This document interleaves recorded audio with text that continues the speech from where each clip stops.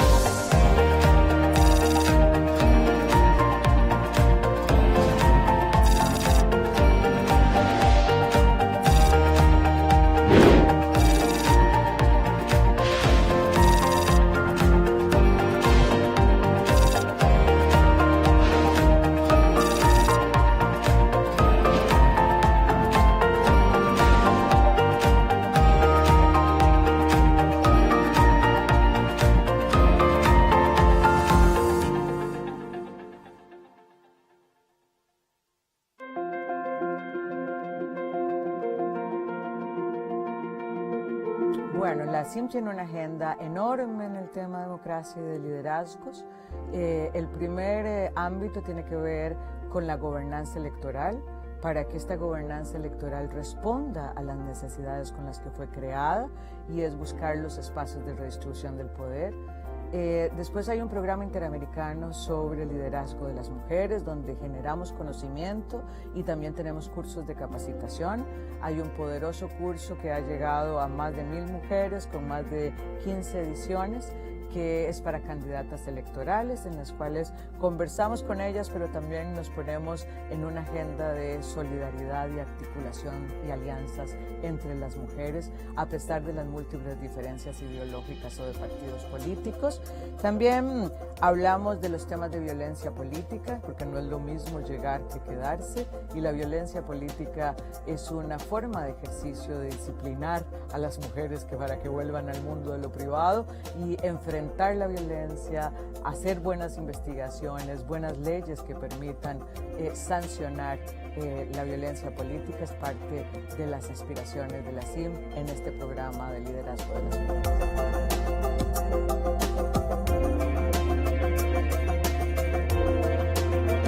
La aspiración histórica de las mujeres es estar en el mundo del público, que nuestro trabajo sea remunerado y que tenga un reconocimiento. COVID ha puesto en evidencia una profundización de las brechas existentes para el logro de este objetivo. Estas brechas existentes ahora dan cuenta de que podríamos tener un rezago de más de 2 décadas en el mundo laboral. Que el cierre de brechas, que se previó que podía tardar 100 años en cerrarse, ahora se habla de 135 años para cerrar la brecha entre los hombres y las mujeres. Entonces, nuestro objetivo es que miren el derecho de las mujeres al empoderamiento económico, que el statement "quédate en casa", que es un viejo conocido del patriarcado, no sea que nos quedemos en casa siempre, y que entendamos que la inserción de la mitad de la población, de este talento humano que tiene una serie de ventajas competitivas, es necesario para el crecimiento económico. De manera que la CIM está colocando esta realidad, está colocando las necesidades de las mujeres y está haciendo unas recomendaciones de rutas para poder cumplir con el derecho al empoderamiento económico y con el crecimiento económico que requieren nuestras empobrecidas economías en tiempos de COVID.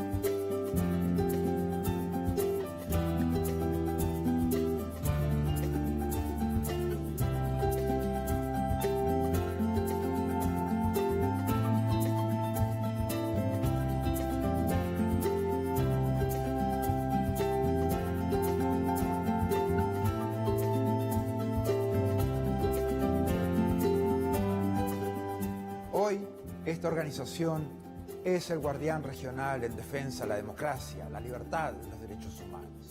Los países se han comprometido con estos valores a través de instrumentos legales como la Carta Democrática Interamericana, la Convención Americana de Derechos Humanos y todas las demás convenciones interamericanas. Nuestro trabajo es mantener los más altos estándares.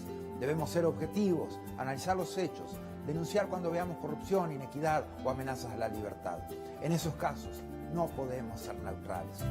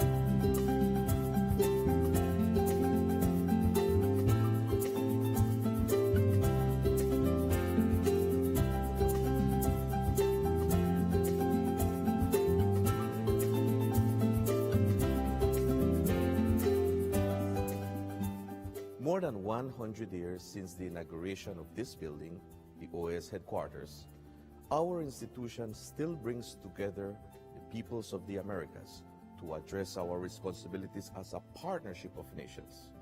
As we look to the future, our work must also focus on the construction of a positive agenda that continues to favorably impact millions of lives every day.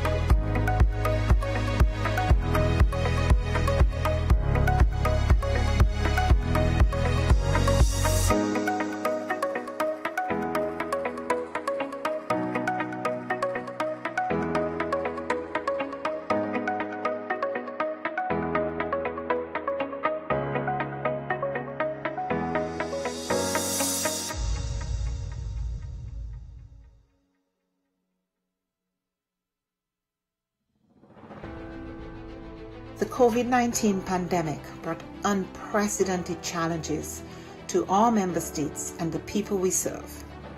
In response, the OAS Secretariat for Integral Development adopted a three-pronged approach by 1. Adjusting our portfolio of existing projects, 2. Exploring new projects to meet emerging needs, and 3. Expanding multi-sectoral partnerships.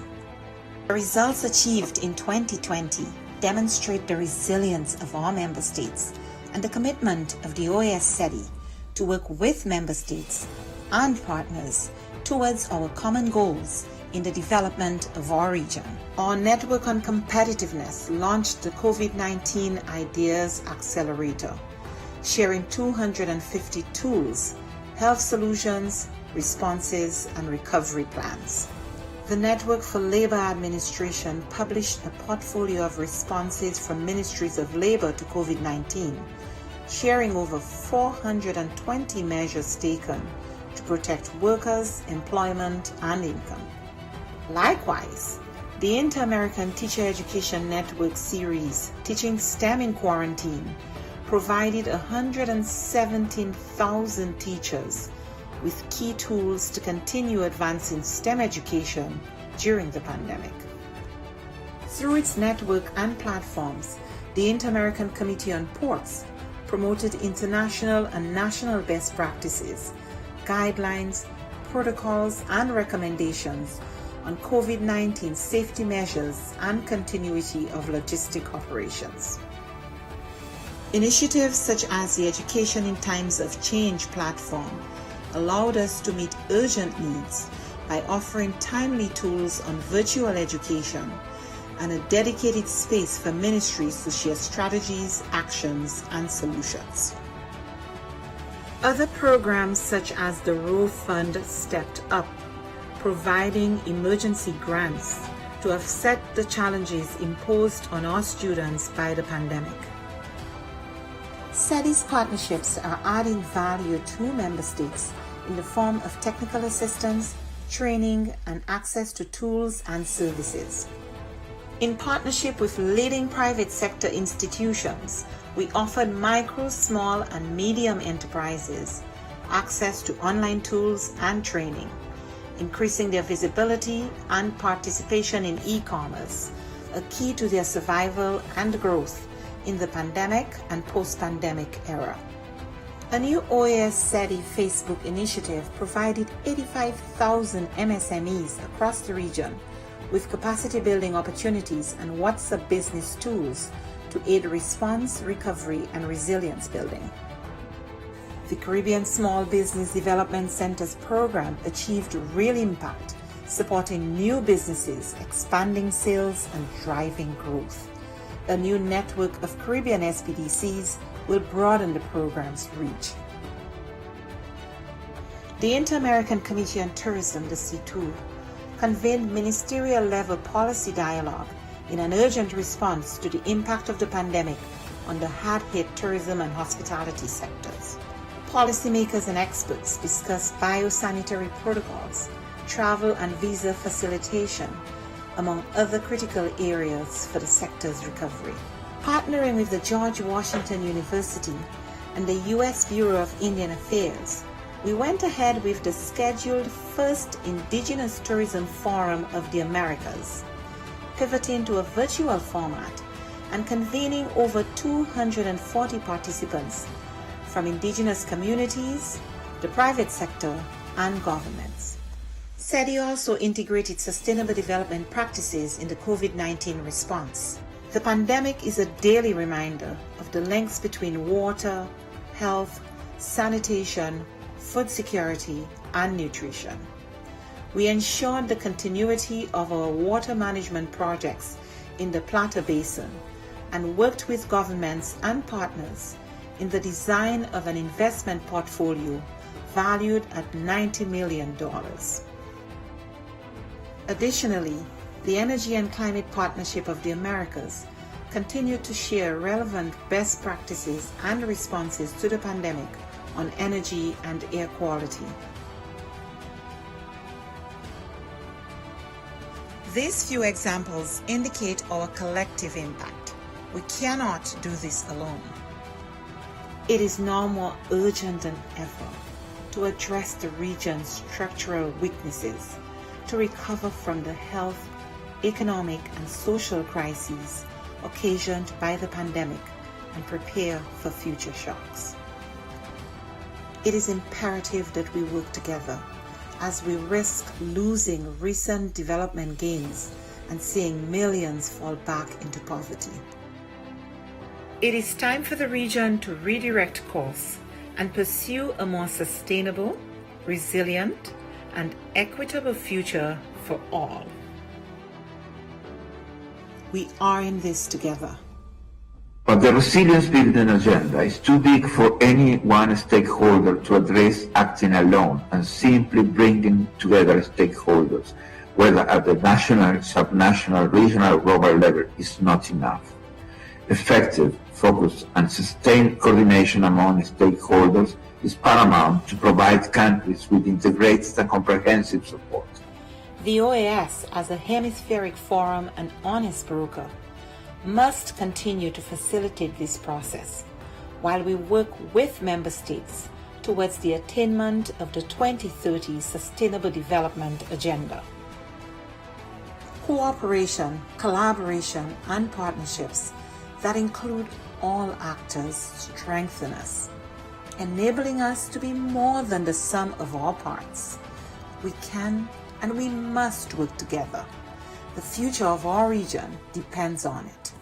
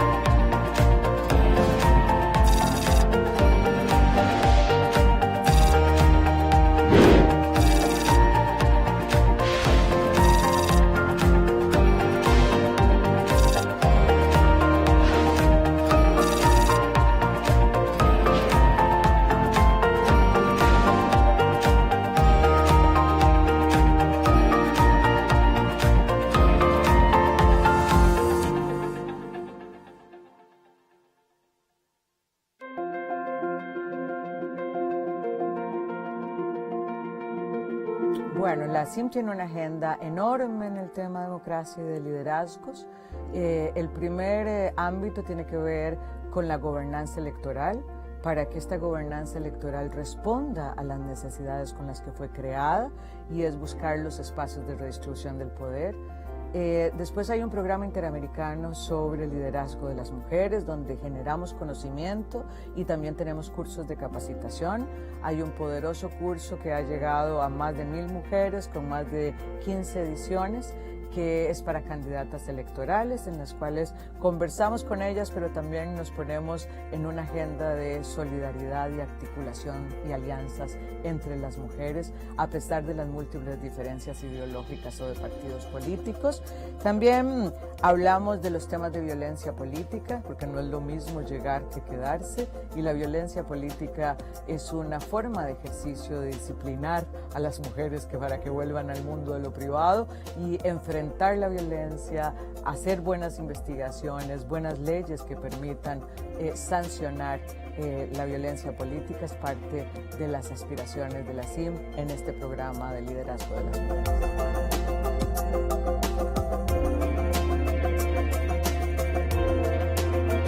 La aspiración histórica de las mujeres es estar en el mundo de lo público, que nuestro trabajo sea remunerado y que tenga un reconocimiento. COVID ha puesto en evidencia una profundización de las brechas existentes para el logro de este objetivo. Estas brechas existentes ahora dan cuenta de que podríamos tener un rezago de más de 2 décadas en el mundo laboral, que el cierre de brechas que se previó que podía tardar 100 años en cerrarse, ahora se habla de 135 años para cerrar la brecha entre los hombres y las mujeres. Entonces nuestro objetivo es que miren el derecho de las mujeres al empoderamiento económico, que el statement "quédate en casa", que es un viejo conocido del patriarcado, no sea que nos quedemos en casa siempre, y que entendamos que la inserción de la mitad de la población, de este talento humano que tiene una serie de ventajas competitivas, es necesario para el crecimiento económico. De manera que la CIM está colocando esta realidad, está colocando las necesidades de las mujeres y está haciendo unas recomendaciones de rutas para poder cumplir con el derecho al empoderamiento económico y con el crecimiento económico que requieren nuestras empobrecidas economías en tiempos de COVID.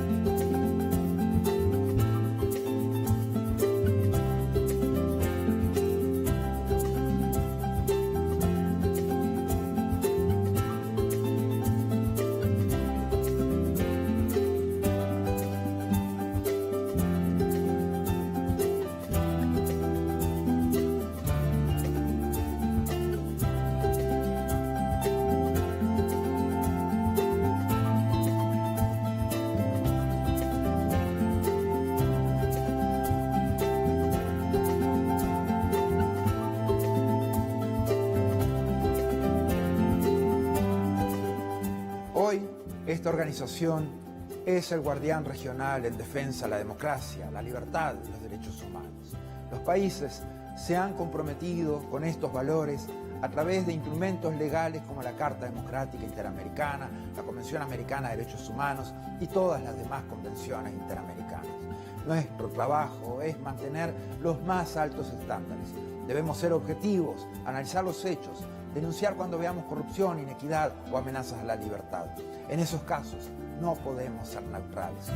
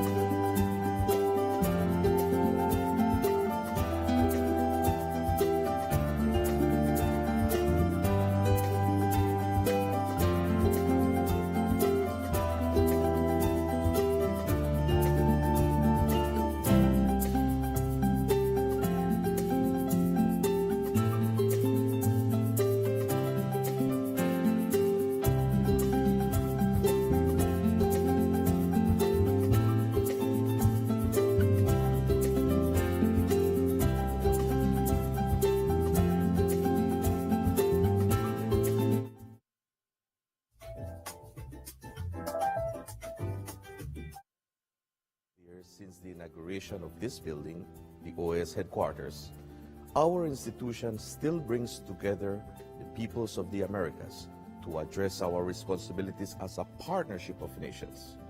As we look to the future, our work must also focus on the construction of a positive agenda that continues to favorably impact millions of lives every day.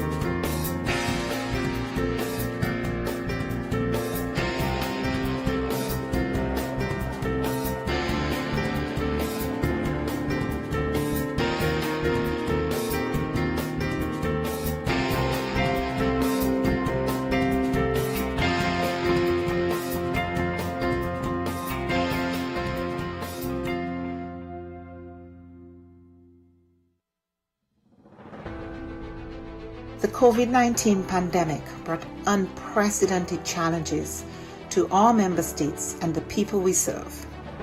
In response, the OAS Secretariat for Integral Development adopted a three-pronged approach by 1. Adjusting our portfolio of existing projects, 2. Exploring new projects to meet emerging needs, and 3.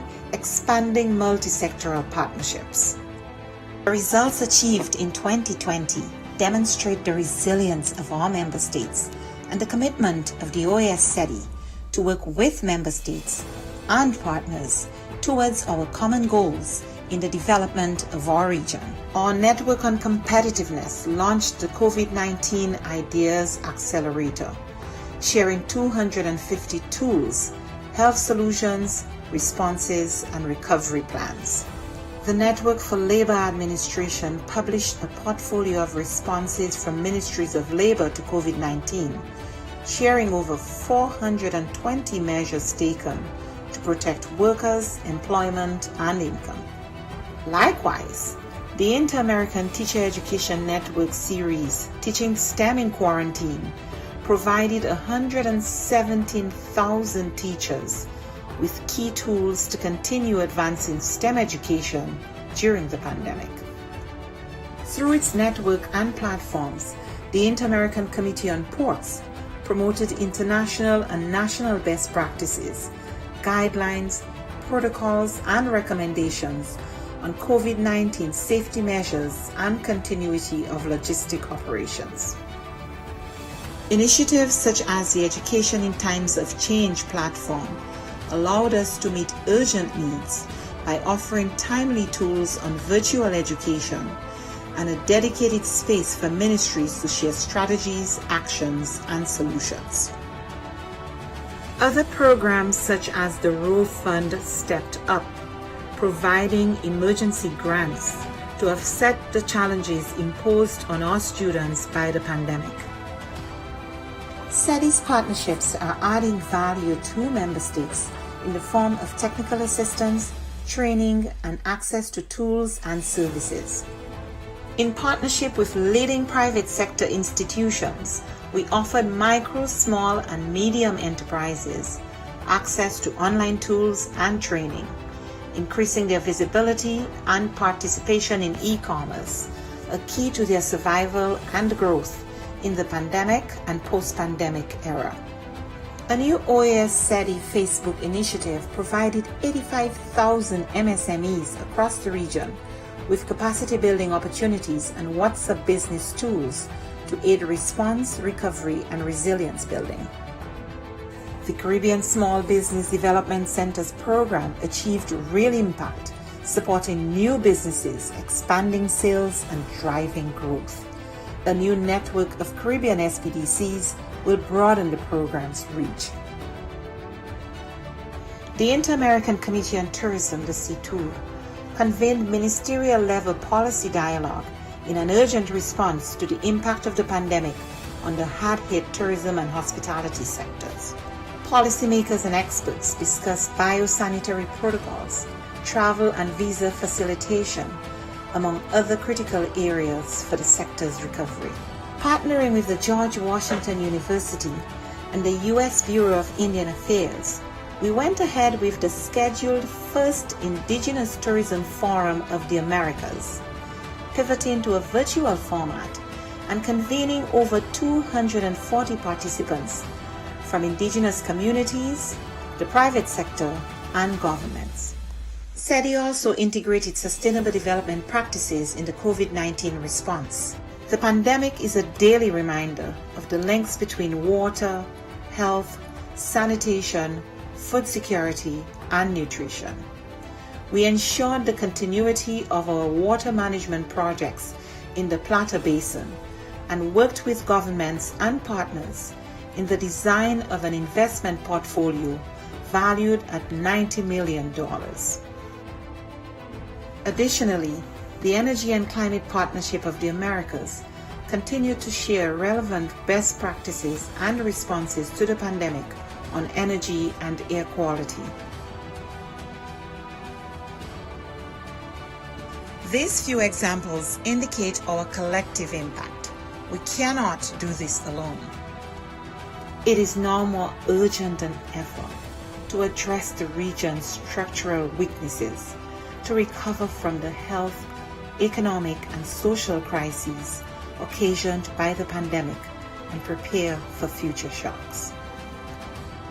It is imperative that we work together as we risk losing recent development gains and seeing millions fall back into poverty. It is time for the region to redirect course and pursue a more sustainable, resilient, and equitable future for all. We are in this together. But the resilience building agenda is too big for any one stakeholder to address acting alone, and simply bringing together stakeholders, whether at the national, subnational, regional, or global level, is not enough. Effective, focused, and sustained coordination among stakeholders is paramount to provide countries with integrated and comprehensive support. The OAS, as a hemispheric forum and honest broker, must continue to facilitate this process while we work with member states towards the attainment of the 2030 Sustainable Development Agenda. Cooperation, collaboration, and partnerships that include all actors strengthen us, enabling us to be more than the sum of our parts. We can and we must work together. The future of our region depends on it.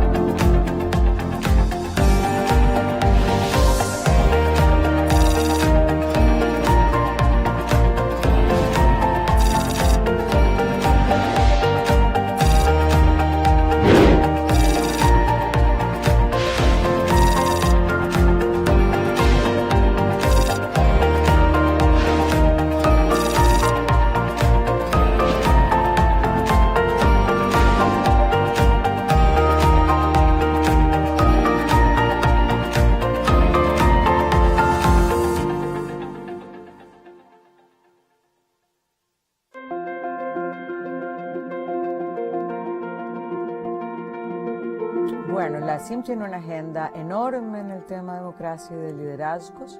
El primer ámbito tiene que ver con la gobernanza electoral, para que esta gobernanza electoral responda a las necesidades con las que fue creada, y es buscar los espacios de redistribución del poder. Después hay un programa interamericano sobre el liderazgo de las mujeres, donde generamos conocimiento y también tenemos cursos de capacitación. Hay un poderoso curso que ha llegado a más de 1000 mujeres con más de 15 ediciones, que es para candidatas electorales, en las cuales conversamos con ellas, pero también nos ponemos en una agenda de solidaridad y articulación y alianzas entre las mujeres, a pesar de las múltiples diferencias ideológicas o de partidos políticos.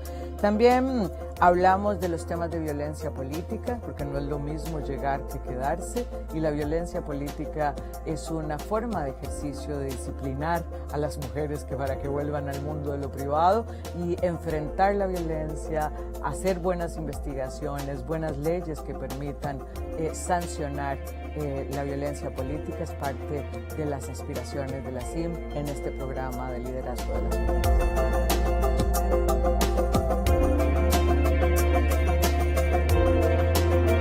La aspiración histórica de las mujeres es estar en el mundo del público, que nuestro trabajo sea remunerado y que tenga un reconocimiento. COVID ha puesto en evidencia una profundización de las brechas existentes para lograr este objetivo. Estas brechas existentes ahora dan cuenta de que podríamos tener un rezago de más de 2 décadas en el mundo laboral. Que el cierre de brechas, que se previó que podía tardar 100 años en cerrarse, ahora se habla de 135 años para cerrar la brecha entre los hombres y las mujeres. Entonces, nuestro objetivo es que miren el derecho de las mujeres al empoderamiento económico, que el statement "quédate en casa", que es un viejo conocido del patriarcado, no sea que nos quedemos en casa siempre, y que entendamos que la inserción de la mitad de la población, de este talento humano que tiene una serie de ventajas competitivas, es necesario para el crecimiento económico. De manera que la CIM está colocando esta realidad, está colocando las necesidades de las mujeres y está haciendo unas recomendaciones de rutas para poder cumplir con el derecho al empoderamiento económico y con el crecimiento económico que requieren nuestras empobrecidas economías en tiempos de COVID.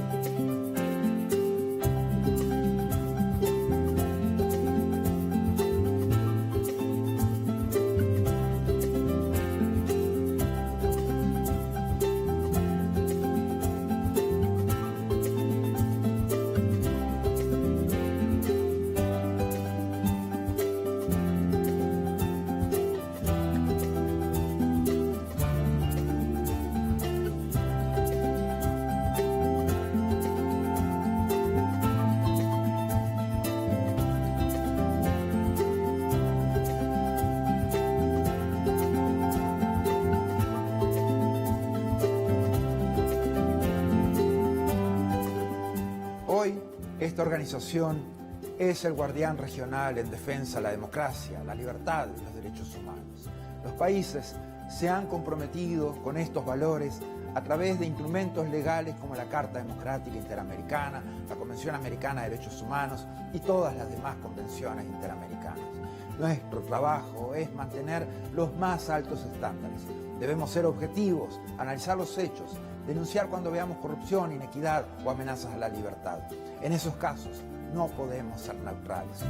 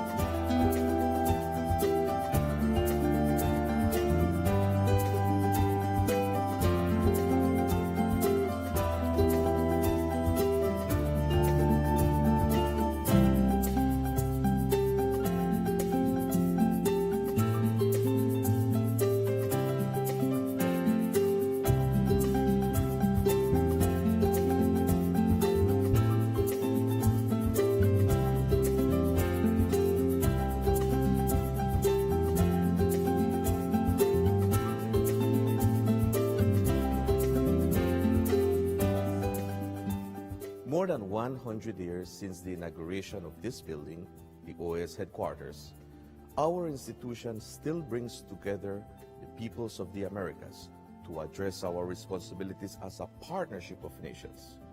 As we look to the future, our work must also focus on the construction of a positive agenda that continues to favorably impact millions of lives every day.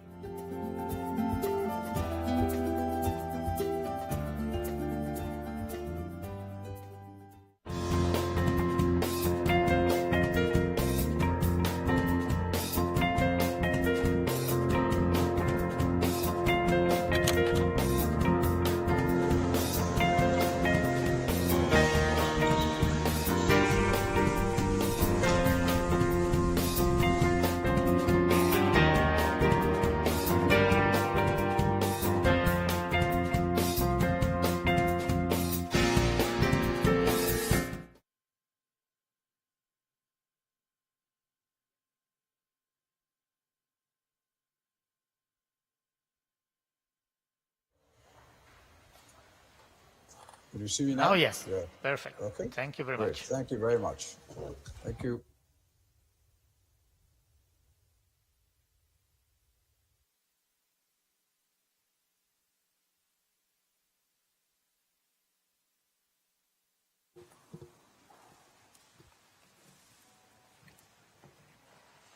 Good morning. Madam Chair, with your permission, I'd like to read the list of countries that are present here in the room and those that have done the audio and video test. Argentina, Belize, Bolivia, Brazil, Canada, Chile, Colombia, Costa Rica, the Commonwealth of Dominica, Ecuador, El Salvador, the United States of America, Grenada, Guatemala, Guyana, Haiti, Honduras, Mexico, Paraguay, Peru, República Dominicana, St. Vincent and the Grenadines, St. Lucia, Suriname, Trinidad and Tobago, Uruguay, Venezuela, Panama. This meeting has quorum, Madam Chair. Thank you.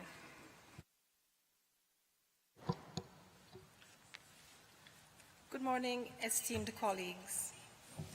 Following the verification of the quorum by the Secretariat, I am pleased to declare open this special meeting of the Permanent Council, which has been convened at the request of the Permanent Mission of Suriname as contained in document CP Inf. 9411/22 for the purpose of receiving the Minister of Foreign Affairs, International Business and International Cooperation, His Excellency Albert Ramdin. Considering the draft order of business CPOD 2385/22 as adopted, allow me to express on behalf of the Permanent Council our warmest welcome to Foreign Minister Albert Ramdin. Minister Ramdin, welcome back to the House of the Americas. We now move to agenda item 2. Foreign Minister Albert Ramdin is a Surinamese diplomat who has served as Minister of Foreign Affairs, International Business and International Cooperation of the Republic of Suriname since July 16, 2020. He has had a successful career in public service at the local, national and international levels. In 1997, Minister Ramdin served as permanent representative of Suriname to the Organization of American States. Later, in 1999, he served as Assistant Secretary General for Foreign and Community Relations of CARICOM, where he was in charge of directing CARICOM's foreign policy and developing ties among its member states. During this time, Minister Ramdin oversaw CARICOM's technical preparations for the Third Summit of the Americas and played a crucial role in advancing the core interests of the regional bloc. In 2001, Minister Ramdin was appointed as an advisor of the OAS Secretary General with a focus on Caribbean affairs. In 2005, Minister Ramdin was elected as the Assistant Secretary General of the OAS and was re-elected in 2010. During his tenure, Minister Ramdin was able to make significant contributions to all 4 pillars of the organization, most notably organizing the first ever private sector dialogue with the Permanent Council of the OAS and the organization's inaugural meeting with CEOs and other private sector stakeholders from Central America and the Caribbean. This, Minister Ramdin, counts among many other initiatives. After completing his second term as OAS Assistant Secretary General in 2015, he returned to his home country to contribute towards its development. Minister, it is an honor for me as permanent representative of St. Vincent and the Grenadines and chair of the Permanent Council of the Organization of American States to welcome you. The floor is yours, sir.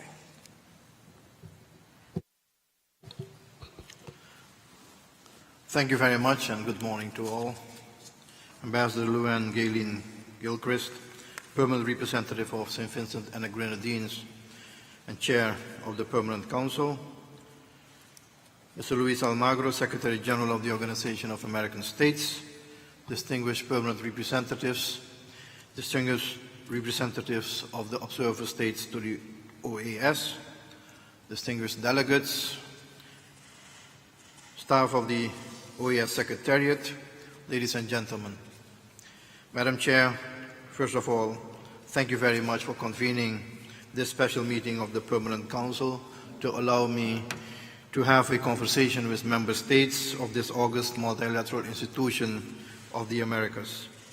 I bring you greetings from His Excellency Chandrika Prasad Santokhi, the President of the Republic of Suriname and also current Chair of the Caribbean Community, and he had also a strong engagement with this organization when he chaired CICAT.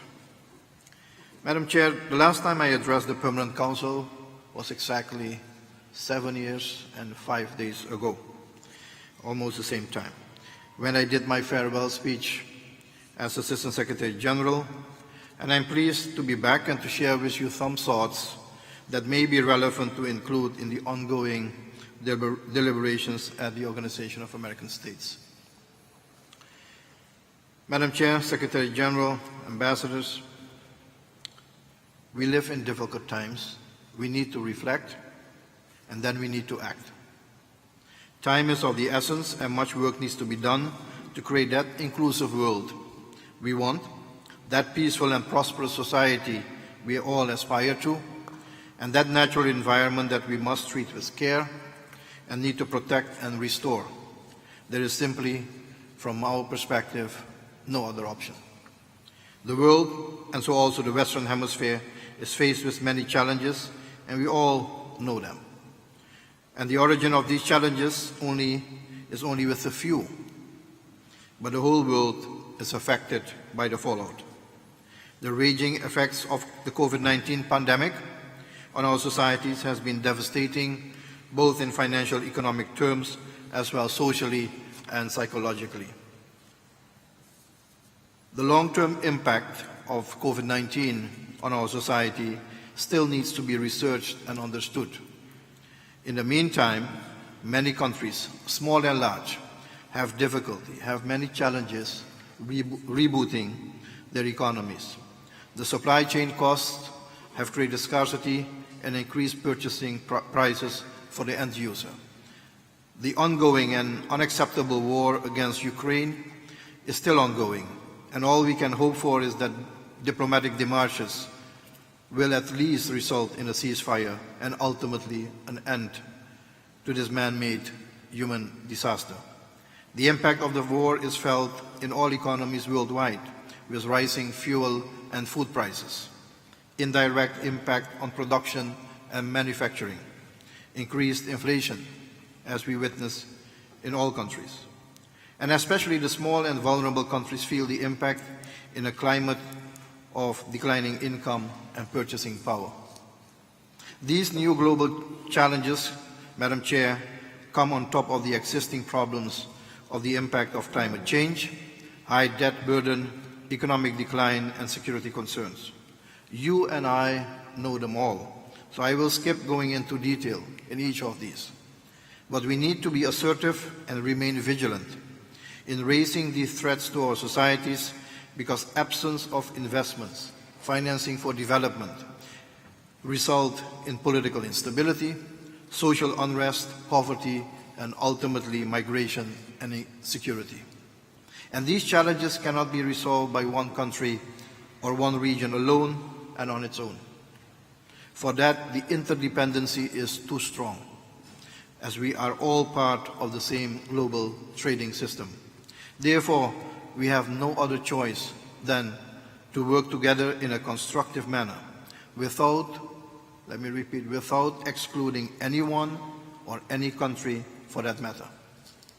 Madam Chair, we must learn lessons of these recent and still ongoing crises.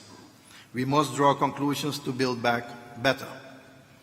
The international order, out of which solidarity and international cooperation should have emerged when COVID-19 hit the world, was initially forgotten and replaced by national self-interest. As we have seen during the beginning of the ongoing crisis, the first response is often one of a nationalistic nature. While in some aspects such behavior is understandable, this response should not become policy and part of international diplomatic, financial, and economic endeavors. Those with limited resources and access to major producers and distributors of vaccines were left alone, like in the Caribbean. Today, production of vaccines and research in different regions is being considered so as to prevent the experienced dependency. The current international system could not prevent a war being waged against a small country. And it is regrettable that months after, we still have to continue witness, often live, the death of innocent human beings and the destruction of a nation. It is a weakness of the international order that cannot be accepted. I strongly believe that the world needs a more inclusive and equitable multilateral framework, globally and regionally, that has a mandate to act when necessary to uphold international law. Therefore, the current system and setup requires a thorough assessment with the aim to put a more effective multilateral framework in place. And as part of this review process, and based on the global agenda, I'm also of the view that when we adopt goals and objectives, that they must be translated in an action-oriented agenda of the Bretton Woods institutions, the World Trade Organizations, and the regional financial institutions. The global financial architecture cannot be only a matter for the richer and the more powerful countries. Issues like the graduation policy, the de-risking and correspondent banking issues, eligibility criteria for financial instruments, the absence of a redistribution tool for the additional SDGs, just to name a few, must be treated fairly and with good understanding of the impact these have on especially the small and vulnerable countries. I am therefore pleased to note that the current chair of the G20 group, the Republic of Indonesia, has engaged sub-regional groupings in the preparation of the G20 summit of this year in Bali, Indonesia. I had the opportunity on the 8th of July to address some of these concerns at the G20 Foreign Ministers meeting in Bali, albeit virtually. CARICOM will be represented by its current chair, Suriname, at this summit in November coming. Madam Chair, the other global challenge we face is that of climate change, or more precise, a climate crisis. Most of our countries have been affected in some form by the climate crisis. Over the past months, Suriname has been affected by extreme high rainfall, whereby even a dry season was skipped, resulting in floods in many parts of the country. Early July 2022, a couple of weeks ago, Secretary General Antonio Guterres of the United Nations paid a short visit to Suriname and visited some of the sites that were affected by climate change. And he firsthand witnessed the challenges a small country with a low-lying coastal area faces when the mangrove, as a natural barrier against erosion, has diminished. The result is the inflow of salt water, making fertile agricultural land not suitable for agricultural production anymore. Climate change, ladies and gentlemen, will limit food production capacity, and food security will become one of the major threats together with water security. Our realities therefore stand in stark contrast to the lofty and noble ideals, goals and commitments made globally on a regular basis. This political commitment is necessary, as this is not a problem caused principally by the small and vulnerable countries. It is great that pledges are made to mobilize the earmarked resources, but the fact is that so far most of the pledges have not been delivered on, and that a very small amount has been allocated to the Caribbean. It is important to note that these resources are accessible to the affected countries. Very often it takes 3 to 4 years before resources are approved. Application procedures need to be simplified, and the process must be less complicated and more efficient. Otherwise, all these noble goals and objectives will stand for nothing. The implementation deficit of these global funds must be addressed urgently, and the priority must be to finance projects that have an immediate, direct impact on preservation and adaptation. In many, if not most, of the cases, required knowledge and executing capacity is available locally, so we don't need more consultancies and studies. Let's work on solving the problem on the ground.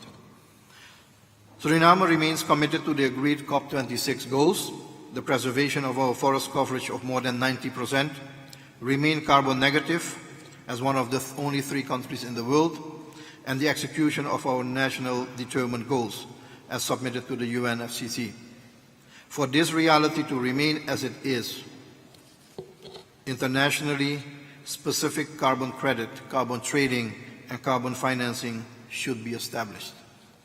Suriname, for example, is a carbon negative country, functions as a sink for carbon emissions from other countries, produces oxygen for all in the world, and we are not even compensated for that. We also must realize, Madam Chair, that the people of Suriname rightfully seek continued economic progress and higher standards of living.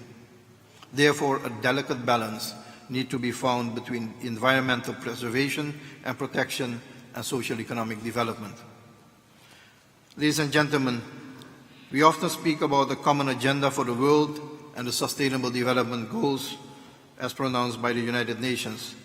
And in my view, they provide a solid basis for the future in terms of the targets to be met. But the common agenda requires a common commitment and approach with effective and necessary financial instruments. In translating that global agenda of peace, prosperity, inclusivity, and equity, we must also be ready to discuss how our own inter-American system can be made more responsive.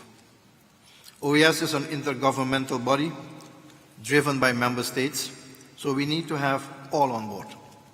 Important values of democracy, rule of law, human rights, and independent and strong judiciary and good governance must continue to be advocated. The OAS is the only platform where all countries in our hemisphere are represented. This OAS has played an important role in the Americas, not only in fostering unity most of the times, but also promoting electoral processes and protecting human rights. The Americas must remain a zone of peace. Distant conflicts must not be transferred or imported in our own hemisphere. And this role must continue, Secretary General. The OAS agenda must reflect the needs and priorities of its member states. There should be special attention to small and vulnerable countries. I believe that the political debate should feature some of the earlier mentioned issues which are high on the agenda of the region we belong to. The proposed multidimensional vulnerability index, which CARICOM has put forward, financing for development, climate instruments, and we can continue.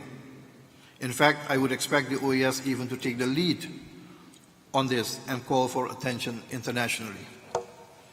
As the principal hemispheric organization, we also have to carry out our responsibilities in support of countries and peoples in need.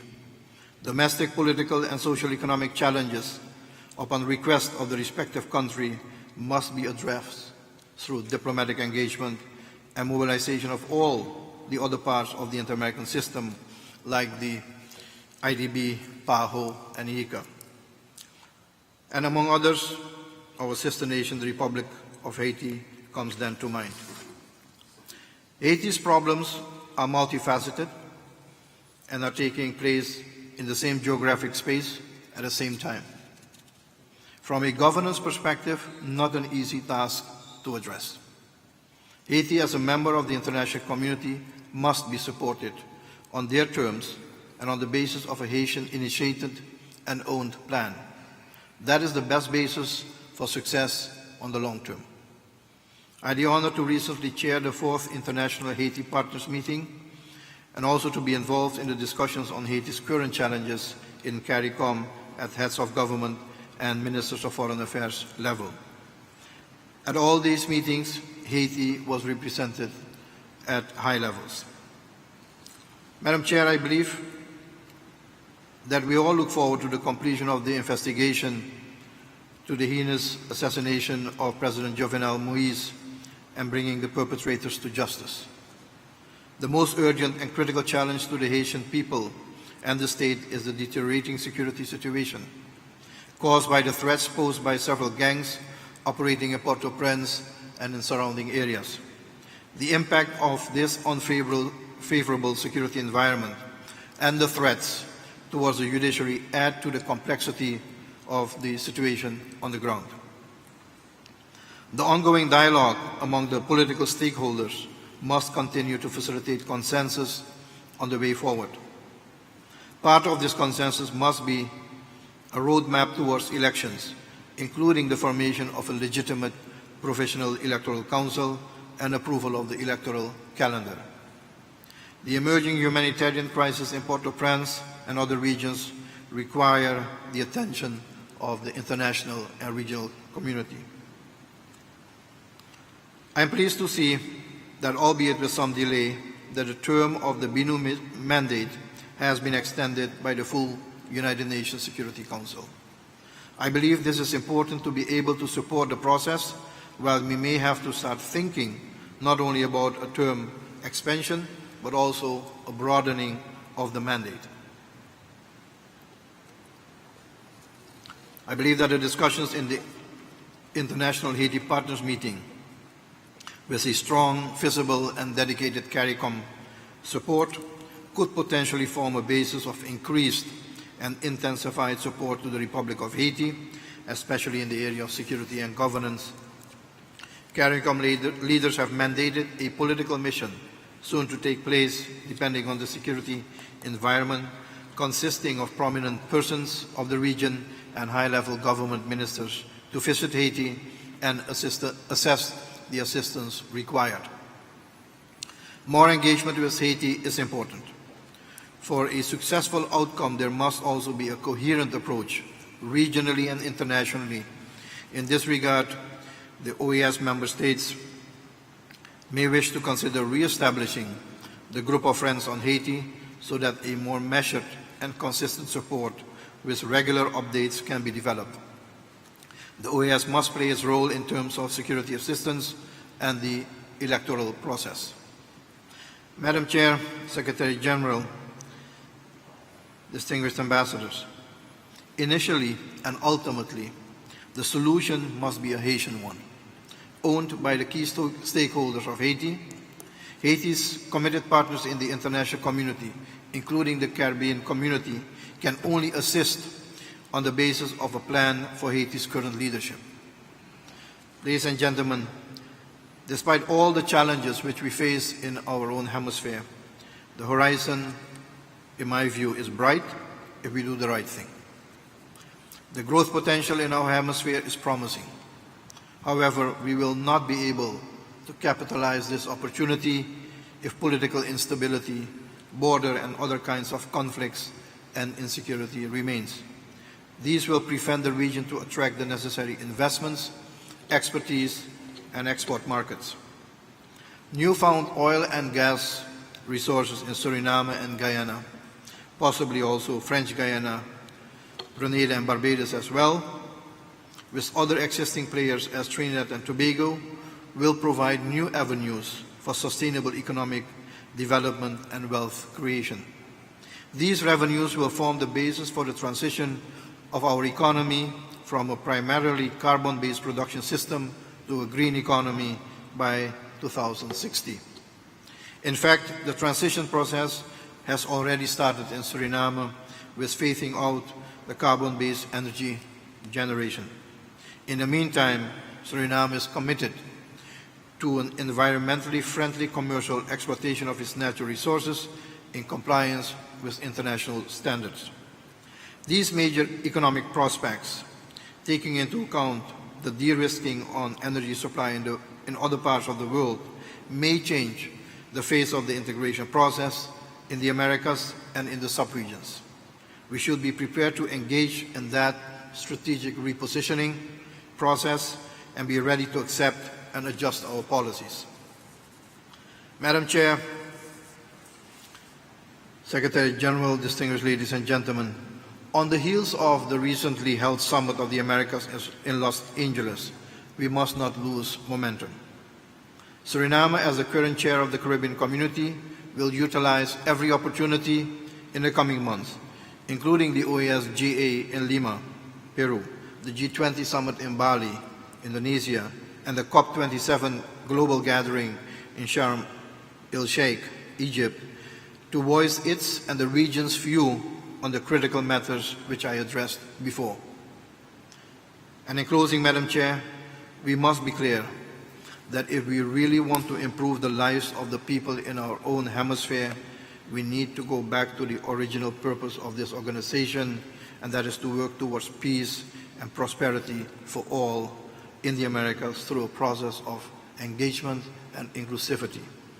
We may want to review, rethink, and redesign the Inter-American institutional framework into a new multilateral system that is more effective in addressing the existing developmental needs and the current political issues in the hemisphere through a process of inclusion, support to countries in need, and build a peaceful society as a whole, with recognition of the cultural and political diversity our own hemisphere represents. And as we are all linked through history, political alliances, and a common goal, we must strengthen the OAS as a leading institution in the Western Hemisphere to facilitate and direct this process. Ultimately, Madam Chair, distinguished ambassadors, it is the countries and their political leadership that will determine the future of this Americas and the future of all of us. I thank you very much for your attention.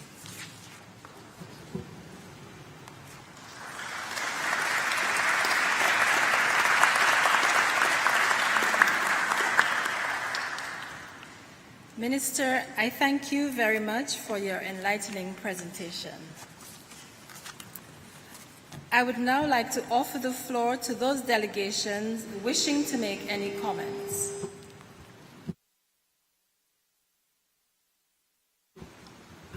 Is that there?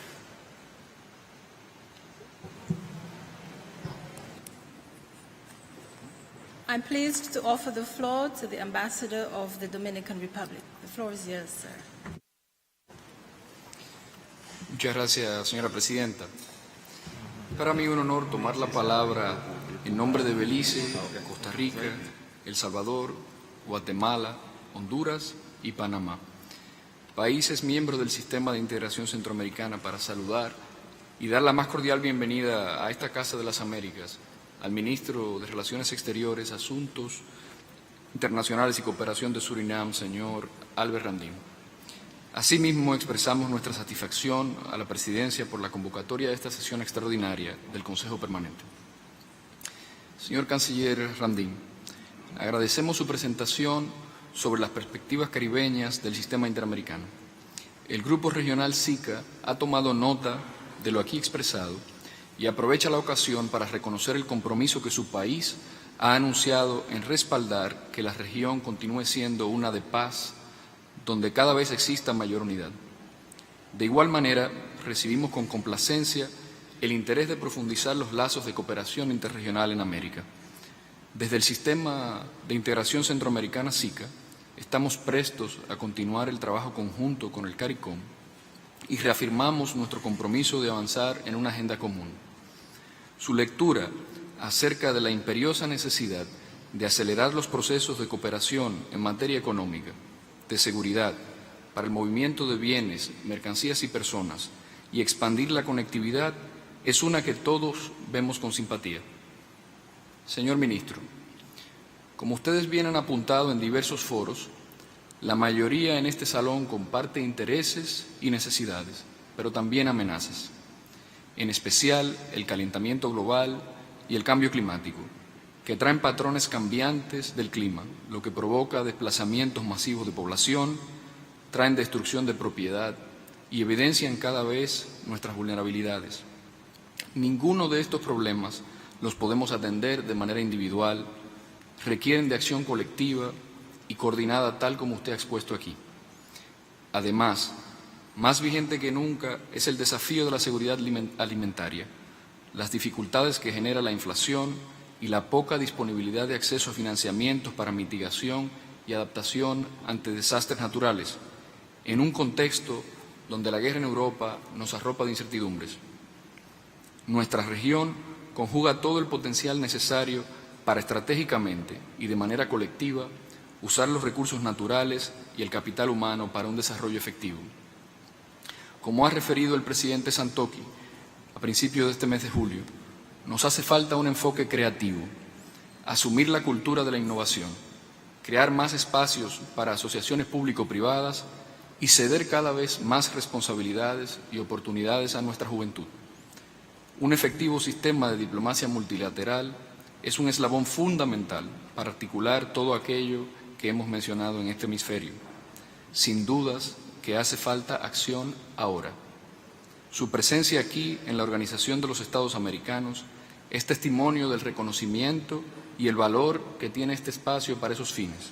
Muchas gracias, señora presidenta. Thank you very much, Ambassador. By your leave, representatives of Canada and other countries, I'm asking you to give way to the permanent representative of Haiti, as he requested the floor earlier but had experienced some technical difficulties. Thank you very much for your consideration. Ambassador, you have the floor. Haiti. Thank you, Chair. Madame la Présidente, permettez-moi de souhaiter la bienvenue à son Excellence Albert Ramdin, ministre des Affaires étrangères, du Commerce international et de la coopération internationale du Suriname, qui se retrouve une fois de plus chez lui, dans cette prestigieuse salle des Amériques à l'OEA. Je le remercie pour son exposé, où il a présenté entre autres les perspectives des Caraïbes au sein du système interaméricain et l'intérêt que la CARICOM, dont le Suriname occupe la présidence, porte à Haïti et aux problèmes auxquels il est confronté. Madame la Présidente, en matière de sécurité, Haïti n'est pas exempt du phénomène du grand banditisme commun à beaucoup de pays de la région. En effet, mon pays connaît une situation sécuritaire particulièrement complexe. Les gangs armés représentent un défi de taille pour les forces de sécurité et pour la population. Le phénomène du kidnapping continue d'appauvrir les familles. Les gangs sont lourdement armés et défient chaque jour l'autorité de l'État. Aucune force de police, y compris la nôtre, ne saurait faire face à elle seule à ce genre de banditisme. Sans la paix et la sécurité, il s'avère difficile de retrouver la stabilité nécessaire pour construire nos institutions et notre économie. Le gouvernement est à la recherche d'équipements et de la formation adaptés au profit de la police nationale d'Haïti. Madame la Présidente, Port-au-Prince a connu des journées de tension la semaine dernière face à la pénurie de carburant causée par l'action des gangs armés, bloquant l'accès à la plus grande centrale de distribution de carburant. Le gouvernement a fait de son mieux pour redresser la situation et depuis jeudi dernier, cette centrale a recommencé à alimenter le marché. Des saisies d'armes et de munitions ont eu lieu dans la ville de Port-de-Paix et plus récemment à Port-au-Prince par la police et les agents douaniers. La découverte d'armes de guerre, de cartouches à profusion et de chargeurs ont fait l'actualité la semaine dernière. Toutefois, malgré ces saisies d'armes et de munitions, le problème de l'insécurité est très loin d'être résolu. Compte tenu de la gravité de la situation dans le pays, le Conseil de sécurité de l'ONU a décidé de prolonger jusqu'au 15 juillet 2023 le mandat du Bureau intégré des Nations Unies en Haïti, BINU. À l'initiative du Premier ministre, son Excellence Dr Ariel Henry, dans le but de poursuivre les négociations avec tous les secteurs, des rencontres se sont déroulées le jeudi 14 et le vendredi 15 juillet dernier entre les représentants de l'accord Montana-Penn et alliés et ceux de l'accord du 11 septembre. Les parties concertées se sont entendues pour continuer de dialoguer. Au niveau de l'OEA, beaucoup d'initiatives ont été également prises. Le 8 juillet dernier, le représentant spécial de l'OEA en Haïti et le ministre des Affaires étrangères de mon pays ont signé un protocole d'accord de coopération entre l'OEA et le gouvernement pour le renforcement de la police nationale d'Haïti. Je remercie le secrétaire général de l'OEA pour l'engagement de l'organisation en Haïti. Permettez-moi, Madame la Présidente, de remercier la CARICOM pour son leadership sur le dossier d'Haïti. Les défis d'Haïti sont énormes et certes complexes, mais ils sont surmontables avec le soutien et l'appui de nos partenaires de l'international. En tant que nation, nous sommes conscients que nous devons être les principaux artisans de la solution à nos problèmes. Toutefois, nous avons grand besoin du soutien de nos partenaires, en particulier de la CARICOM, pour y arriver. La CARICOM a endossé une responsabilité colossale envers Haïti, à un moment crucial de l'histoire du pays. Nous devons trouver la bonne synergie pour profiter des compétences et de l'expérience de notre sous-région pour que de concert avec les autorités de mon pays, nous arrivions à combler les attentes de la population. Merci de votre attention.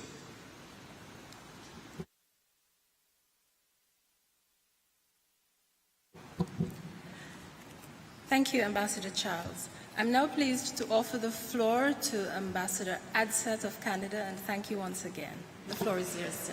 Thank you very much, Madam Chair. Good morning, colleagues. It's a pleasure to see you all. And Minister Ramdin, let me start by, on behalf of Canada, joining with other delegations in extending to you a very warm welcome or a welcome back to this Council.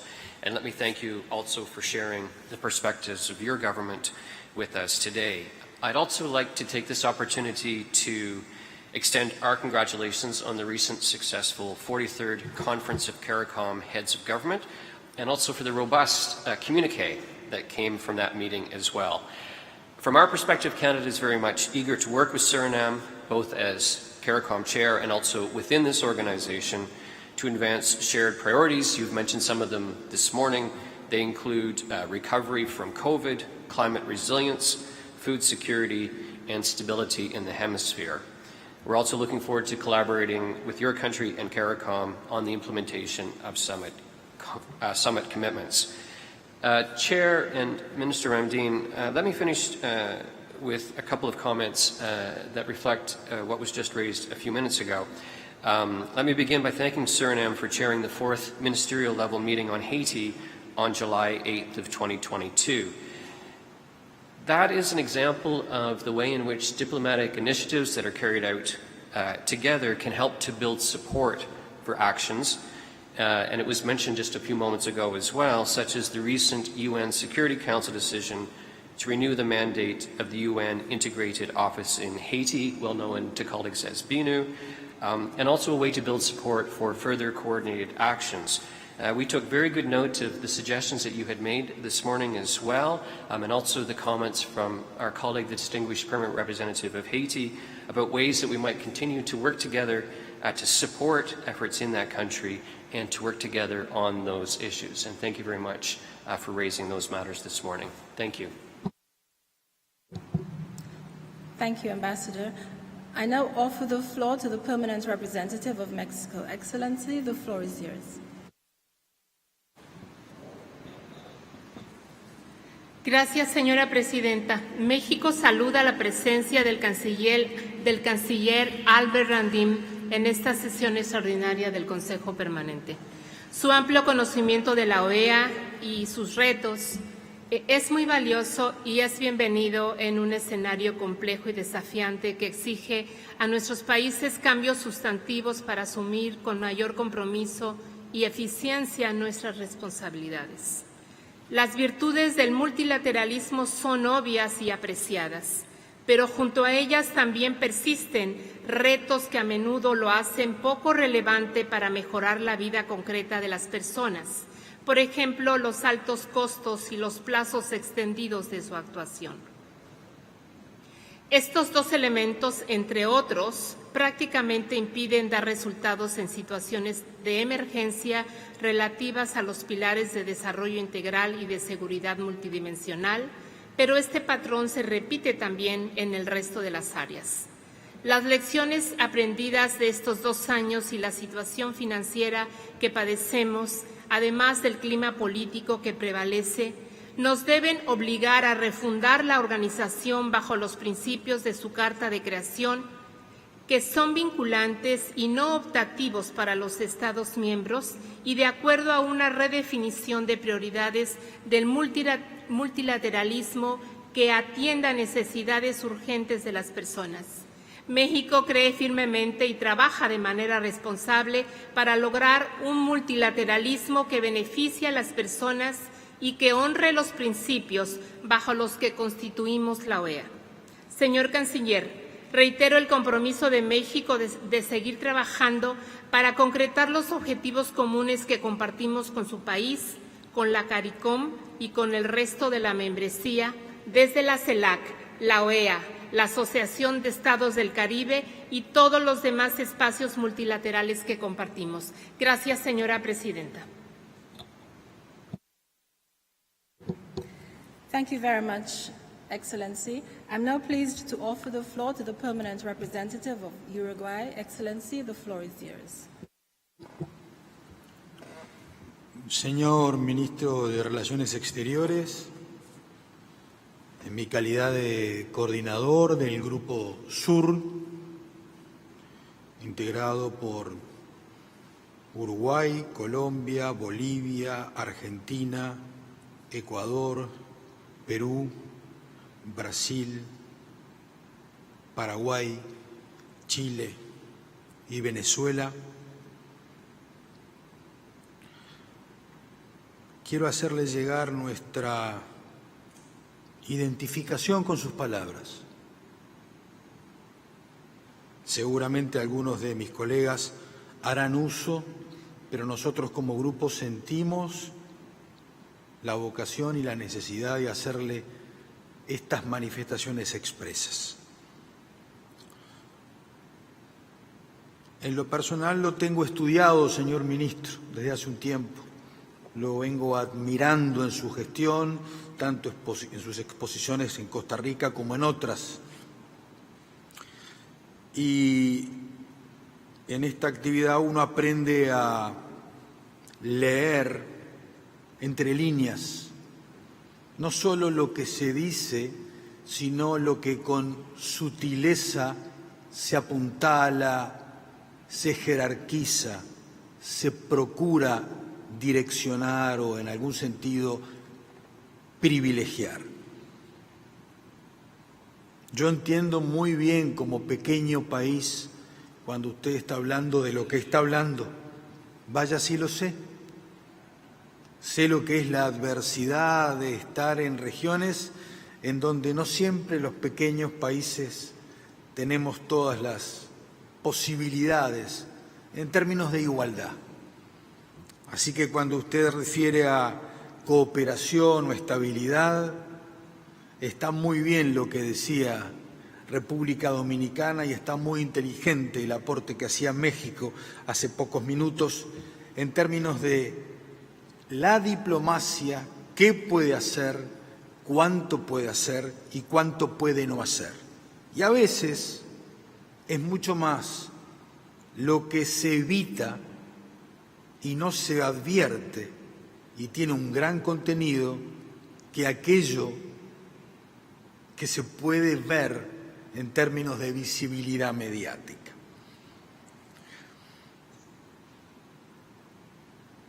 Usted habla de cambio climático, vaya si tiene razón. Estamos viviendo en el planeta temperaturas que no habíamos visto hace mucho tiempo y en otros continentes está pasando lo increíble, están fuera de registros,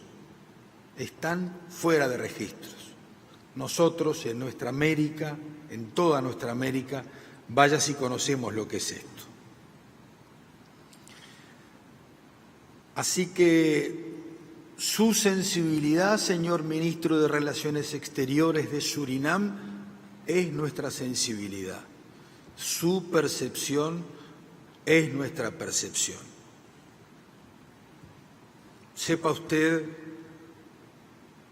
que necesitamos de su contribución para azuzarnos, para generarnos una reflexión que tenga la profundidad de la hora, para ir hacia territorios en donde los niveles de consenso sean lo principal.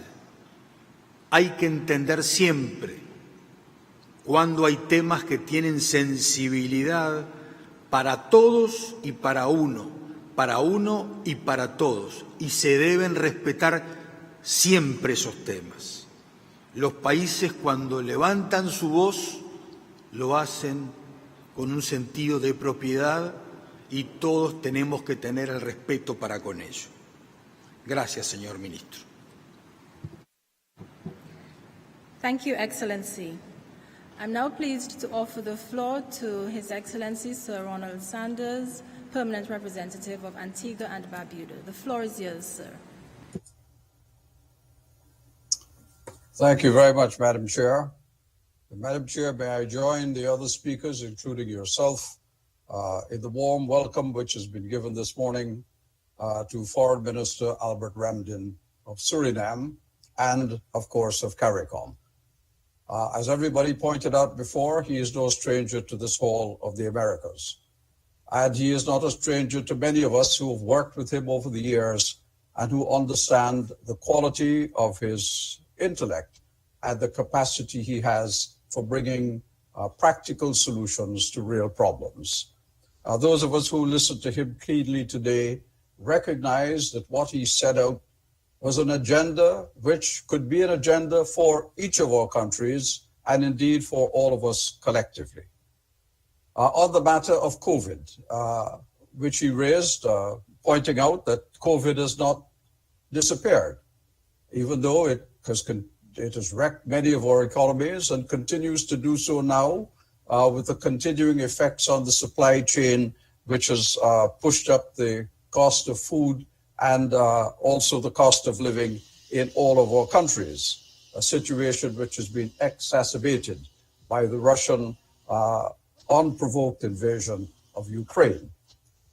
But I have to say that the reason I am not physically present at the meeting this morning is precisely because a member of my staff contracted COVID last week, and out of an abundance of caution, until the rest of us are assured that we are either negative or positive, I did not want to risk coming to the Permanent Council this morning in the event that I may be infectious. I don't think I am, but in the event that I might have been infectious, I did not want to pass anything on to anyone else. That is the single reason why I am not there personally to welcome Minister Ramdin. Now, Minister Ramdin talked about the need for a more fair and equitable international system, including of the financial architecture. This is a point upon which every CARICOM country, and indeed countries in Central America and smaller countries in South America, would also agree. The time has now come for all our voices to be heard if the system is to become more equitable, more fair, and more just. He talked too about the situation in Haiti and did so with a particular perspective of the events that are taking place in that country against a historical background and the role of the United Nations in all that is taking place there. There is no question that the matter of Haiti is urgent. There is also no question that the solution to the Haitian problem must come from within Haiti itself. We, the rest of the international community, can be helpful to Haiti. We wish to be helpful to Haiti, but the Haitian actors must also get their act together in providing us with a unified, agreed response to where they see their country going. They can provide that. I have no doubt that the international community will be helpful. But as has been pointed out by major countries in the United Nations Security Council, Haiti has a problem of gangs, and the problem of gangs has to be solved. It will not be solved by the Haitian forces alone. Other countries have to be helpful to Haiti in bringing the gang warfare under control. It is almost difficult to imagine how Haiti can proceed as a normal country to hold elections in a normal way and to ensure that the candidates that are put up for the National Assembly of Haiti are not people who themselves come from criminal gangs. To ensure all of this, that is to ensure the future of Haiti, we all have an obligation to act. Now, one of the things that Minister Ramdin suggested today was the recreation, the resuscitation of the Friends of Haiti within the Organization of American States. And I wish to associate my own delegation with that call. It is necessary that the OAS take a more active interest in what is happening in Haiti, and not only some of the members of the OAS, but all of the member states. After all, our charter obliges us to do precisely that. I will tarry much longer in my remarks of welcome to Minister Ramdin, except to say that I think once again that he has laid out an impressive agenda for all of us to think about. He pointed out, of course, that the United Nations Sustainable Development Goals and the Common Agenda is itself a blueprint for where we should be going. But he stressed that we can't have a common agenda without a common commitment. We cannot continue to pay lip service. We cannot continue to speak without acting. If not, the consequences of all of that will be increased poverty, increased crime, increased organized crime, including drug trafficking and guns trafficking, leading to migration, more irregular migration, and more refugees. There's a consequence in all of this for all of us. I thank the Minister for bringing all of this to our attention this morning. Thank you. Thank you, Excellency. I'm now pleased to offer the floor to the interim representative of the United States. You have the floor, sir.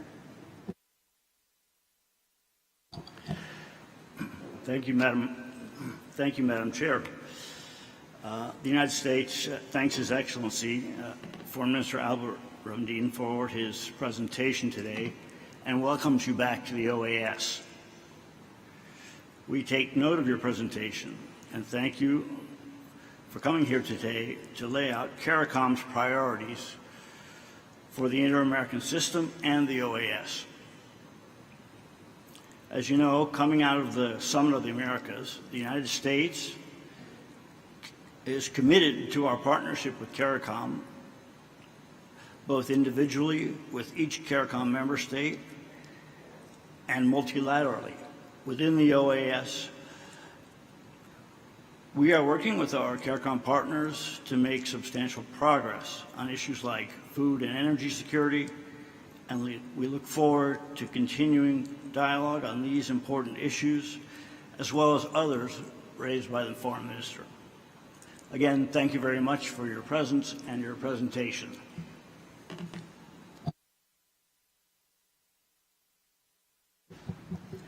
Thank you very much, United States. I'm now pleased to offer the floor to the delegate of Brazil.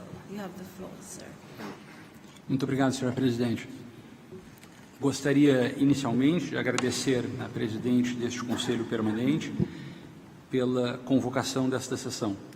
Permitam-me registrar o especial agradecimento de minha delegação ao chanceler Albert Ramdin pela apresentação abrangente e substantiva que acaba de fazer. O Suriname, assim como o Brasil, tem atuação destacada nos 4 pilares em que se organizam as atividades da Organização dos Estados Americanos. Faço votos de que possamos continuar a atuar conjuntamente em prol dos objetivos da OEA. O Brasil congratula-se com o Suriname pela assunção neste semestre da presidência da Conferência da CARICOM e pela bem-sucedida realização da cúpula da CARICOM em Paramaribo de 3 a 5 de julho corrente. O governo brasileiro acompanhou com interesse as discussões da cúpula e coincide com preocupações manifestadas pelo presidente Chandrika Persad Santokhi na ocasião, em particular no que se refere à necessidade de renovar esforços de cooperação em prol do desenvolvimento sustentável e da prosperidade, em benefício dos povos da região.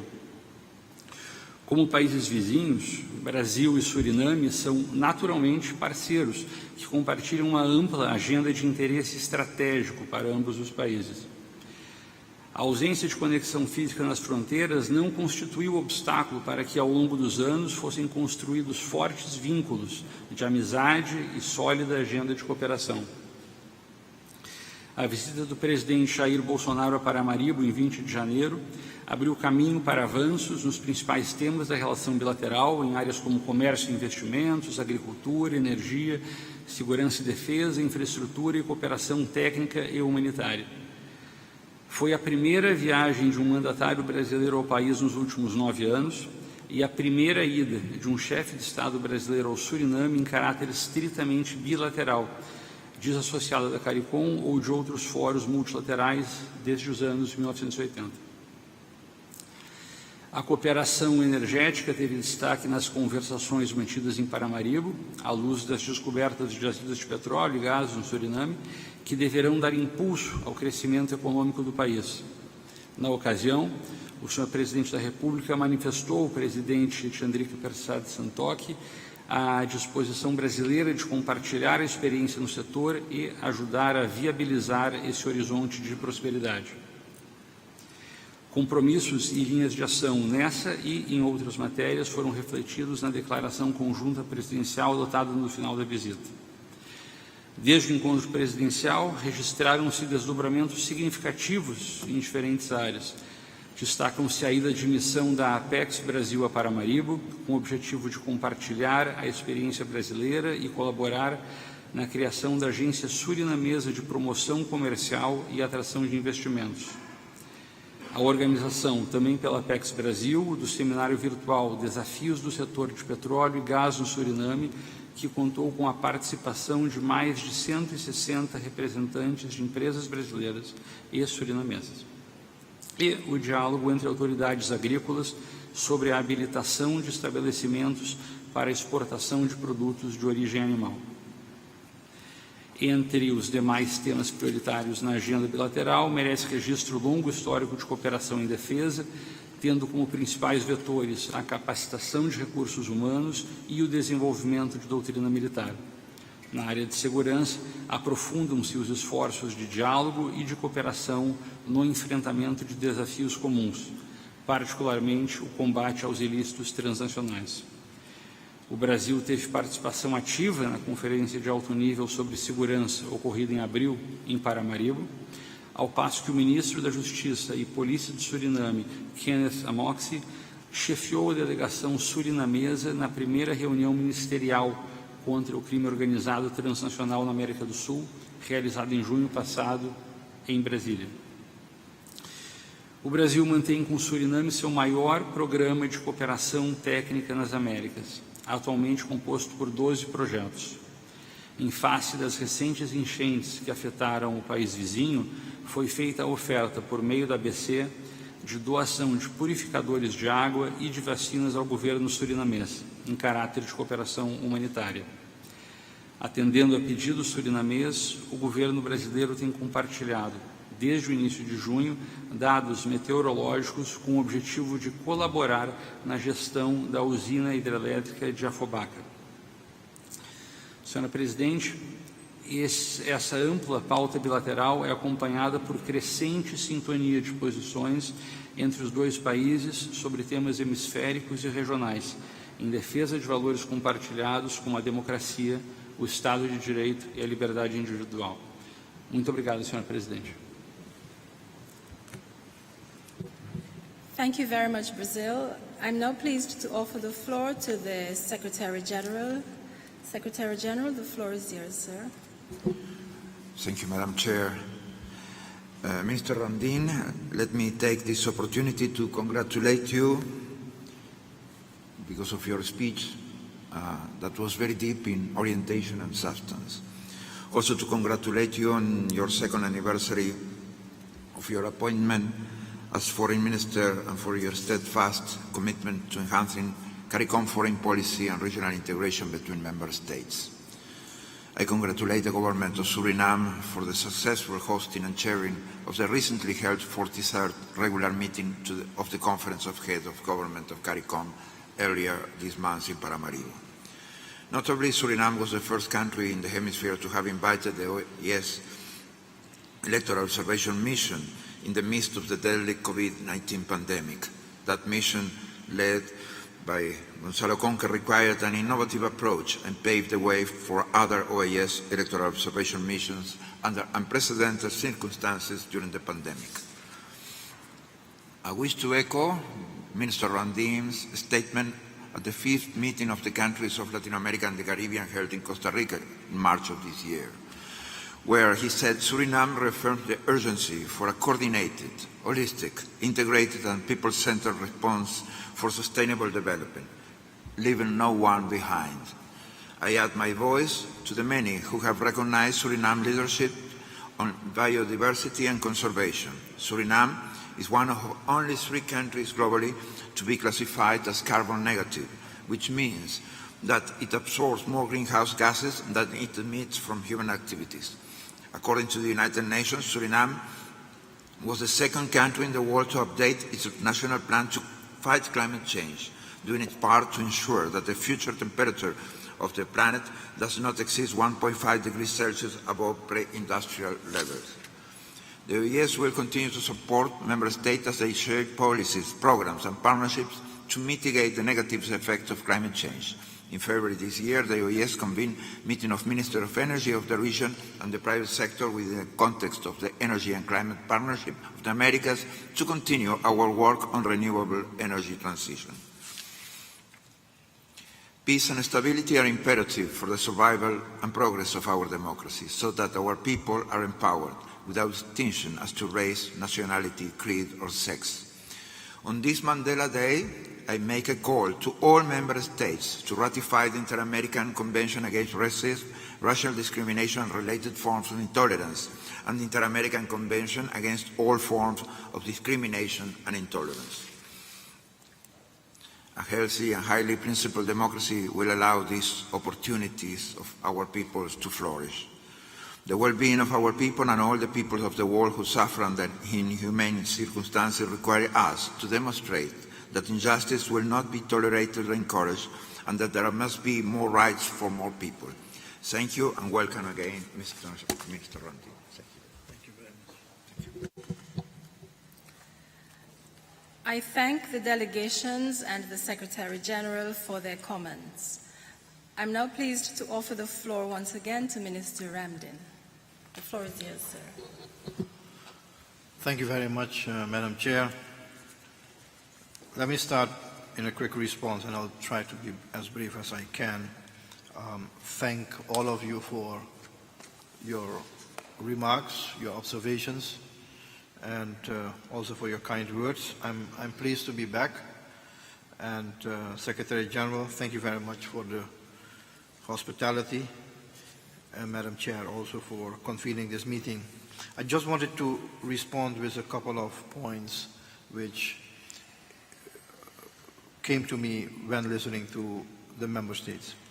First of all, I think the point was made by, I believe, the Dominican Republic.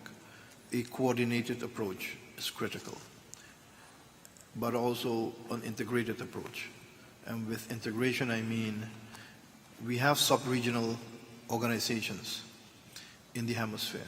Every regional, geographic region has its own, CARICOM, SICA, South America, Canada, United States, and Mexico together.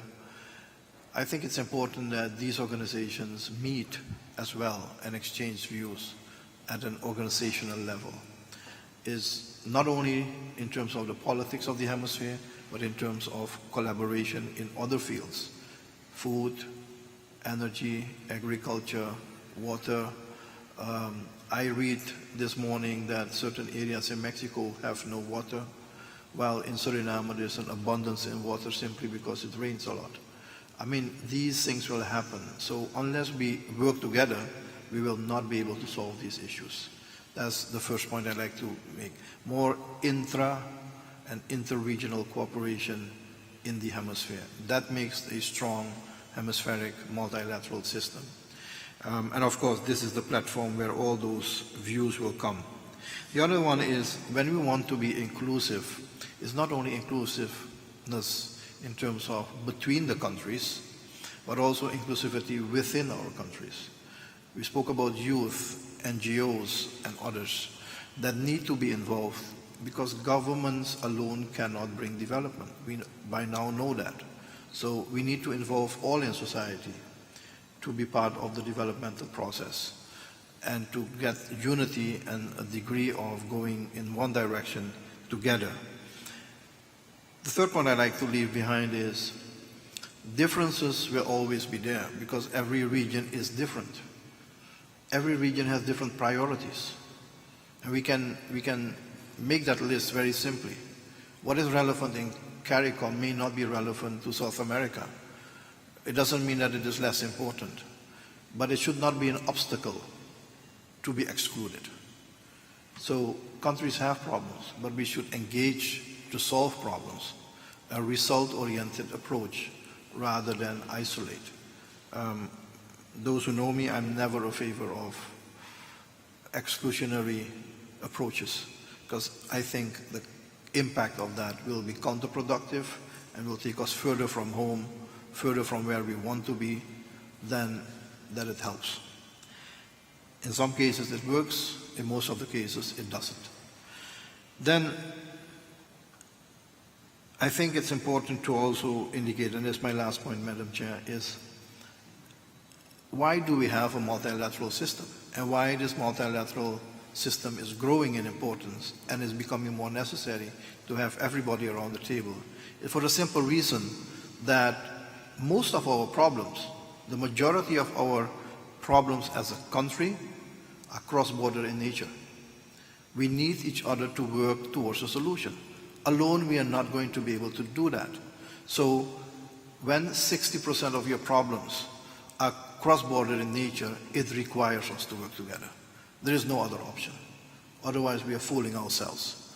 So we need to make sure that the agenda is set in such a way that the multilateral system which we are looking for, I speak often about a new multilateral system, 2.0, simply because it has to be modernized and recognize we live in a different age than when this organization was established, although the core purpose has not changed: peace, prosperity, and stability.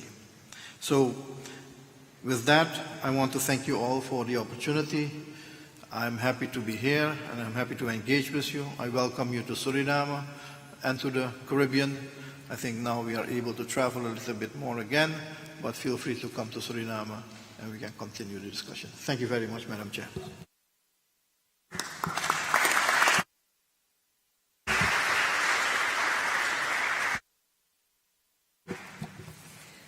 Minister, allow me on behalf of the OAS Permanent Council to express once again our most sincere appreciation to you for your presence and remarks this morning.